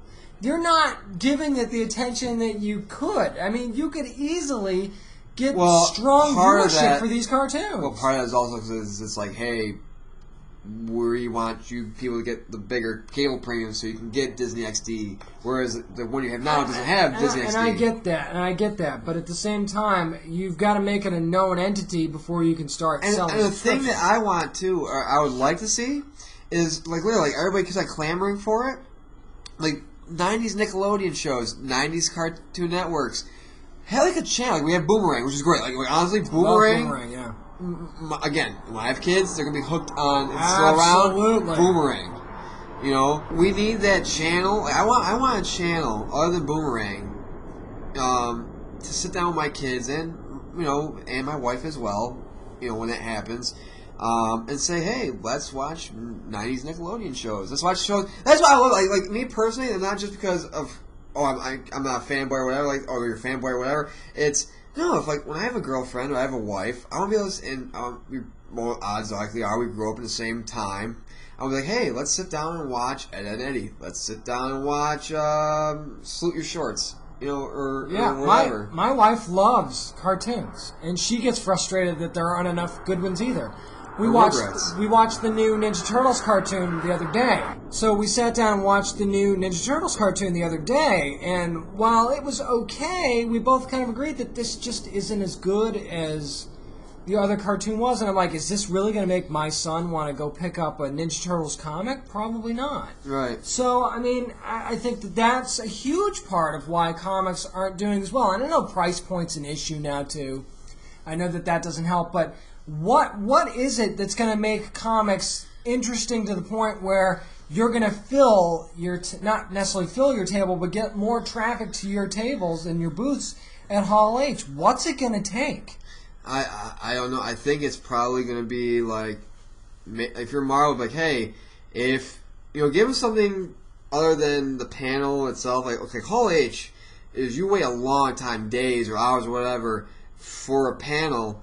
And in line, and it's like, if I'm like Marvel or DC or Image or whatever, say, hey, you guys waited X amount of time for our panel, here's a free number one issue. Brilliant. That is such a good idea. Here's a free number one issue. Here's a comic you can read while you're waiting in line. Why the hell not do that? Yeah. Why the hell not? If Tidewater Comic Con can go to a movie theater in Virginia Beach and hand out free Guardians of the Galaxy comics for their event, why in the blue hell can Marvel and DC not hand out issues of Flash while people are waiting to get into Hall H, or issues for the Flash panel, or an Avengers issue? Or here's an idea, and again, I know people hammer me for talking about digital. Here's a digital code for the Marvel app. You can read this comic on your phone or on your tablet while you're standing there waiting. Yeah. Why in the hell not do that at Comic-Con? Oh, that might be a problem because I was listening to somebody talk about they were actually at San Diego Comic-Con this year, and it said that like they didn't want to go charge their phone, and it's like they said the main center, like the hall or the convention center, is like kryptonite, probably like basic kryptonite, because I can see that. No cell phone signal, like you get low cell phone signal, and B, your battery just completely goes down for whatever reason. I can totally. And so they don't really have charging stations, so you have to go find an outlet, and it's like they have signs like no standing or whatever, and it's like, well, can I jog in place? I mean, is that allowed? I mean, I just think that you can't ignore the girl that brought you to the dance, kind of thing. You can't ignore your comics because. And I think Marvel's becoming guilty of this a lot. They're starting to ignore their comics more and more, and have for years. So now, what ended up having to happen is they made this huge dramatic change to get press for their comics, whereas if they'd been paying attention to them all along, that might not have been necessary. But I think that's like I said, not to my own home, that's a good point by me. It's just like, yeah, if you're like, hey, we have people in Hall H waiting 3 hours for a Flash panel, hey, as soon as you sit down, we're going to hand out free number one issues of a new Flash run we're doing. Or even give them an issue of the Flash 0 Year comic that they're going to use as a tie-in to the show. Or even the Arrow Season 2.5 comic that they're going to be doing. Give them issue number one of that. Let it tie in directly to your panel. Why the hell wouldn't you do that? I know that Warner Brothers might not necessarily do that for their panel, and that's where Batman vs. Superman was announced. But you've got to push your comics because eventually you're going to run out of stuff to do. Yeah. You got to think ahead. You're going to run out of stories if you don't focus more on your comics. You've got to drive people to your tables. And maybe you hand out flyers at the end of it saying, huh, if you enjoyed this panel, go see our booth at this section of the con, kind of thing. Yeah. Well, that's going to do it for this week's episode of Down Nerdy. We hope you enjoyed it. We hope you enjoyed our discussion, as you always should. That's a rule. We demand that you enjoy our discussion. Hit play before Zod. Or before Thanos comes and destroys your entire planet. Or actually go grab a beer like he did with Ronan. Or that. But hit us on Facebook, facebook.com/downnerdy, Twitter @downnerdy757. I'm on Twitter @NickBattaglia25. James. I'm @JamesAceWithhim, and don't forget to email us to downandnerdypodcast@gmail.com. We're on YouTube as well. You can search for us on there too. Yep, and that being said, I'm Nick. I'm James. And we'll see you next week, everybody. And always remember, practice safe comic book reading. Always bag and board your comics.